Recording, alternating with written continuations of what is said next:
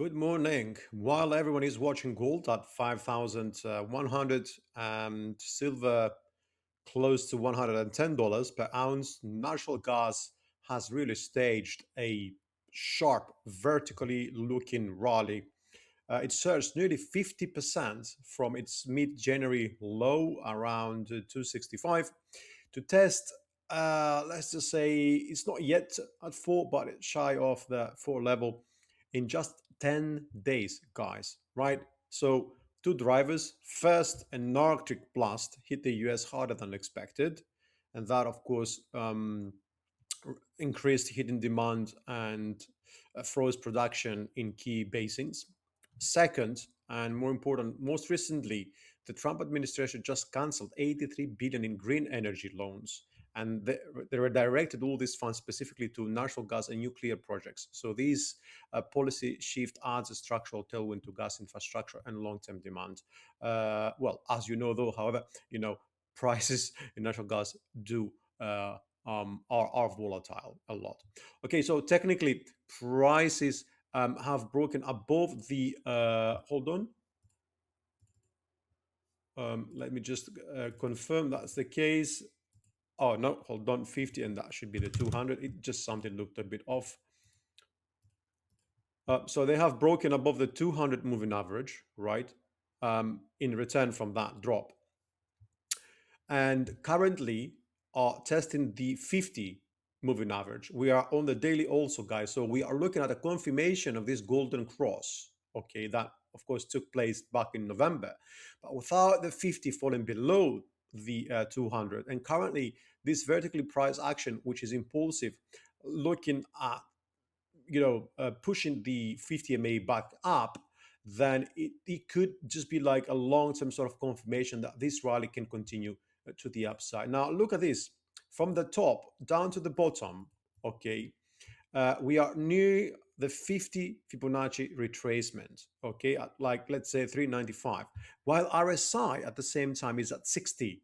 This leaves a lot of room, another 10 points at least on the RSI to move higher, but we do face strong resistance because we do have a confluence, a cluster here of the 50 MA and the 50 Fibonacci retracement. And then, of course, higher up, we do have the 61.8. But that could be a stronger support as a resistance, excuse me, if we do see an initial break.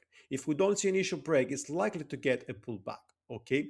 But any pullbacks look like there could be opportunities to buy the dip. If, well, obviously it's not going to be a dip if it's a pullback, but just to get the idea here. So we measure that distance over here, right? And we have the critical 50 and 60 zone over here, which is very, very, very important. What else is important to mention? Of course, we did have this sort of divergence over here on the RSI and price, which is what boosted prices higher. But what is very important to mention here that we haven't seen such impulsive move for years, guys. If you just look all the way back to the charts here, right? We haven't really seen such a vertical move in a while. Okay, so pullbacks are expected, but further continuation to the upside could also be expected, especially if we do have some sorts of confirmation on the 4 hour. Now, on the 4 hour, I do see the divergence on the RSI over here, right? Which is right at 4. Another indication that 4 could be an important resistance. Importantly, though, here's what I'm noticing. I'm noticing two things. First of all, this one, we are looking at potentially a cup and handle, which means the handle is done. The cup and handle is finished as well, 23.6 Fibonacci, and we're heading higher. Now, based on that, the neckline distance from the bottom and then the measure move target will bring us to the 78.6, which is around 4.70. However, if we do see resistance holding here for a double top, right? Double top formation, what we would get? We would get another pullback, perhaps, right? That would open the door in terms of support to the 365, 345, 350 or so, right? That is a pullback. Could create a handle, and given this new neckline distance to the top. Obviously, at the 50%, it really makes mathematical sense. Our target would be right at the top at 525. So the way I see it, there is good chances that we are eventually going to head in short to medium term, perhaps medium, closer to the medium term, I would say, going to head back to the previous peak that we saw back in December 2025. Okay, so for me,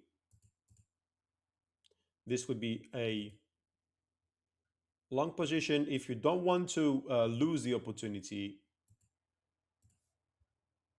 I would say perhaps even now, the stop loss would be below the 50%, actually even the 61, because it's unlikely that this is going to be an impulse and will break below the 61. And then the longer term target is going to be up the 50%. Well, the extra 50, let's say. That gives us a 2x risk reward ratio. It's a very decent trade, in my opinion. Okay. Obviously,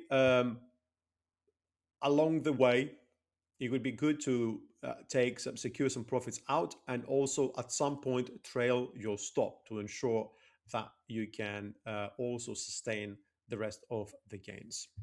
So I would be watching the 4 level very closely because it's likely to cause double top resistance, the 50 Fibonacci. It is also it is the a double top. So you've got a lot of things that actually line up, align also at that level. And if Trump's policy shifts and the weather also right sustain this move above 425, the golden pocket, the bear market might be essentially over, which would mean that the target doesn't need to be 525, but it could extend to higher levels. So trade safe.